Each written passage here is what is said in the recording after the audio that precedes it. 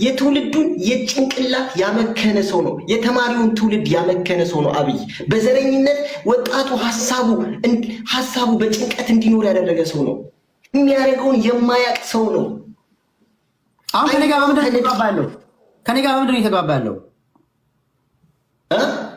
ከኔ ጋር በምን ቋንቋ መግባባት ይችላል? ችግር የለብኝም። ከማንም የመግባባት ችግር የለም። እስኪ አሁን የምትነግረኝን በሳይን ቋንቋ በምልክት ቋንቋ ንገረኝ።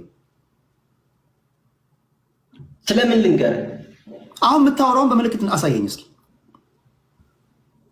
ይኸው ጌም ልክ ያለው አንሳው። እናት እኔ ጌም ልጫወት አይደለም የመጣሁት። እናት ቆይ እሺ፣ አንድ ላጫወት። እሺ ቁም ነገር። እሺ አሁን በምልክት ንገረኝ እስኪ። በምልክት ንገረኝ። በምልክት ንገረኝ። አማርኛ አትናገር። ዝም በልና በምልክት ንገራቸው። እሺ ቆይ ምንድነው ጥያቄ?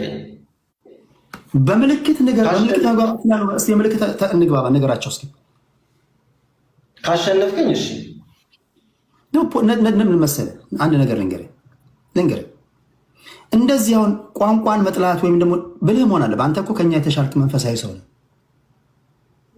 አስፈላጊ ከሆነ ፈረንሳይ ሀገር ላይ ከተሰደድክ ፈረንሳይኛ ትማራለህ። ፈረንሳይኛ የምትማረው ከፈረንሳይኛ ተናጋሪዎችና ከፈረንሳይ አድማጮች ጋር ለመግባባት ነው። ሌላ ነገር የለውም። ወይም ደግሞ በፈረንሳይኛ የተጻፉ መጽሐፍቶችን አንበበ ወይም ደግሞ የመንገድ ምልክቶች ሊሆኑ ይችላሉ።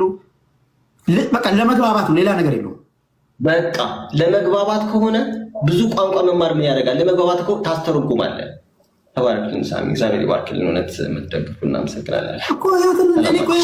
ህይወትን እንዲቀልልህ ነው ህይወትን እንጂ 4፣ 5፣ 6 ቋንቋ ተናገርክ ማለት ማንነት ተቀየረ ማለት አይደለም።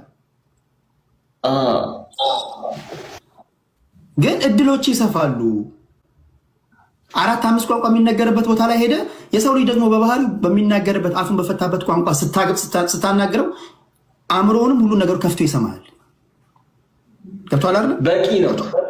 ከሱ በኋላ አንድ ኢንተርናሽናል ቋንቋ ከለመድክ በቂ ነው። አንድ አፍ በፈታበት ትክክል ነው። ሁለተኛ ደግሞ አንድ ኢንተርናሽናል ከለመድክ በቂ ነው። ዋናው ነገር ሶሉሽን ሜከር ነው እኛ የሚያስፈልገን። ሺህ ቋንቋ የሚናገር አይደለም። አመሰግናለሁ። ክበሩልኝ። ሶሉሽን ሜከሮች ደግሞ የሚያስቡ ናቸው። ብዙ ቋንቋ የሚያወሩ አይደለም። የሚያስቡ ሰዎች ነው ለኛ የሚያስፈልጉ። መፍትሄ የሚፈልጉ ነው ለኛ የሚያስፈልጉ። አንድ ጊዜ ኢትዮጵያ ውስጥ በፌዴሬሽን ምክር ቤት ተመዝግበው የተቀመጡ 76 ብሔር ብሔረሰቦች አሉ። አመሰግናለሁ። አመሰግናለሁ።